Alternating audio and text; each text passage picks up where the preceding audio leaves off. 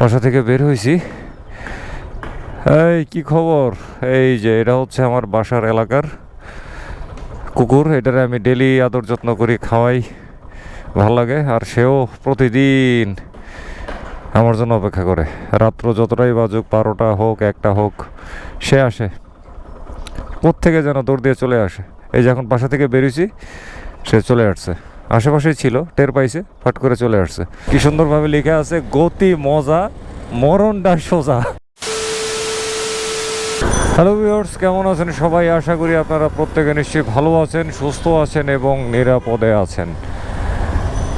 আজকে অনেক দিন পরে বের হয়েছি সকাল 9:30টায় বসিলা থেকে বের হয়ে। আর এখন বাজে এখন বাজে হলো 10:06।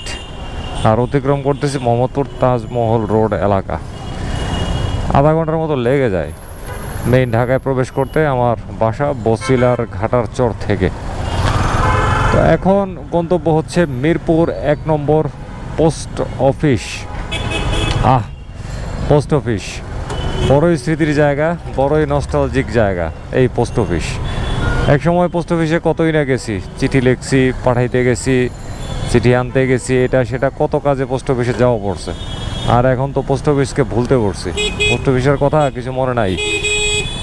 একটা পার্সেল আসছে, চলেন পার্সেলটা আগে রিসিভ করি আর দেখব পার্সেলের মধ্যে সব কিছু ঠিকঠাকভাবে আছে কিনা এবং ওইটা আসলে কি।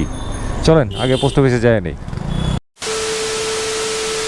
পোস্ট অফিসে যাওয়ার পথে একটু কাজ সারতেছি মোটর হতে, কাজটা খুব ইমার্জেন্সি।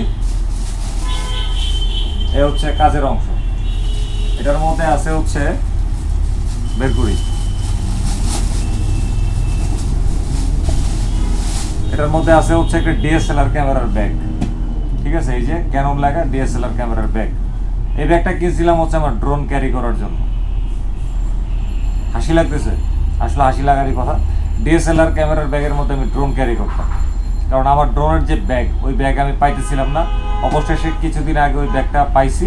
পাওয়ার পরে ভাবলাম যে এই ব্যাগটা রেখে আর কি করব, ঘরের মধ্যে তো অযথা বোঝা পড়ায় লাভ নাই।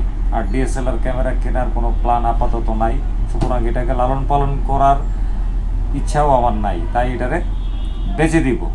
ঠিক আছে, এটার কাস্টমার আসতেছে। একটা ফেসবুকে অ্যাড দিয়েছিলাম বিক্রয়ের, কাস্টমারকে দিয়ে তারপরে চলে যাব মিরপুর 1 নম্বরের পোস্ট অফিসে। ক্যামেরার ব্যাগটা বিক্রি করলাম, আর করতে করতে এমন বৃষ্টি নামছে, ব্যাগটা বিক্রি করছি, কাস্টমার এসে নিয়ে গেছে। অ্যাড দিয়েছিলাম ফেসবুকে, সেখান মারফত আইসে। তারপরে এক পশলা বৃষ্টি। এতক্ষণ মোটরতে বসে বসে ঝিমাইছি। এর আগের দিন ঝিমাইছি হলো রৌদ্রের কারণে, আর এখন ঝিমাইছিল বৃষ্টির কারণে। মানে ঝিমানি আসলে মিস নাই, কি একটা বৃষ্টি পড়ছে, খুব এনজয় করছি। এখন যাইতে হবে আমার মিরপুর 1-এ। আসল কাজটাই বাকি রয়ে গেছে।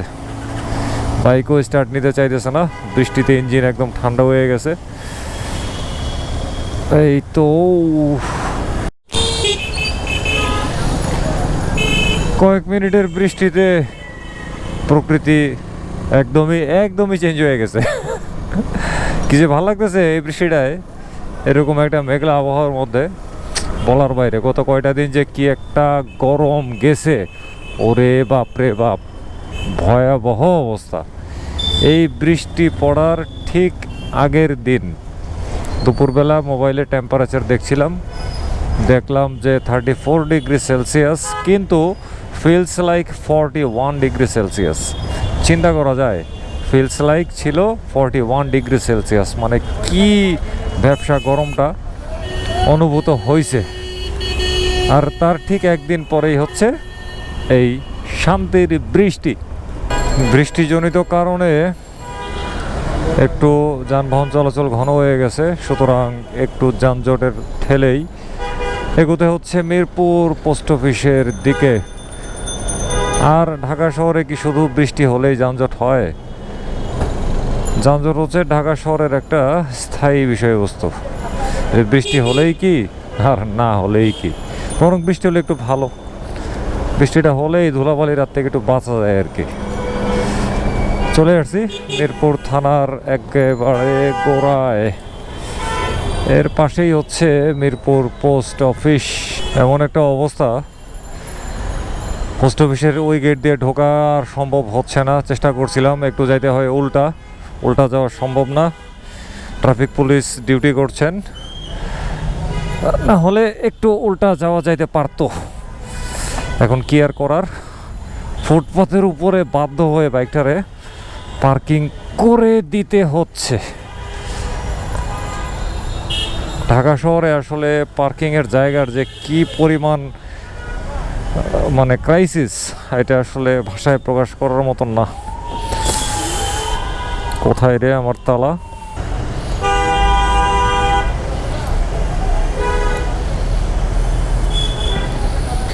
তালাটা না দিলেও চলতো, দেখা যাবে ভেতর থেকে, তারপরও দিয়ে দিচ্ছি।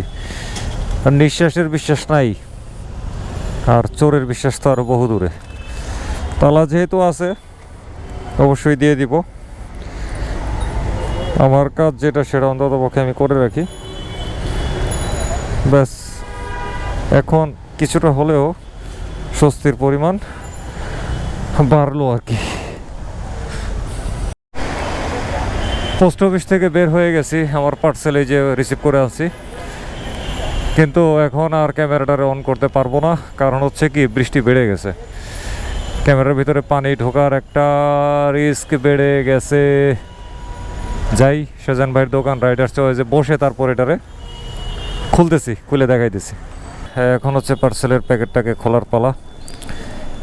এত সুন্দর প্যাকেট করে পাঠাইছে বিদেশ থেকে, আর আমি নিষ্ঠুরের মতো এখন এই প্যাকেটটাকে ছিঁড়ে একদম পুরো খান করে ফেলাবো।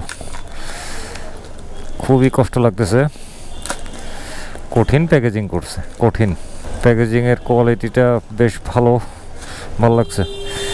এই হচ্ছে আমার সেই জিনিস। এটা হচ্ছে কি আমার ড্রোনের মানে DJI Mavic Air 2 এর ব্যাটারি চার্জিং হাব। এটা হচ্ছে DJI অরিজিনাল যে চার্জিং হাবটা, ঠিক সেইটাই।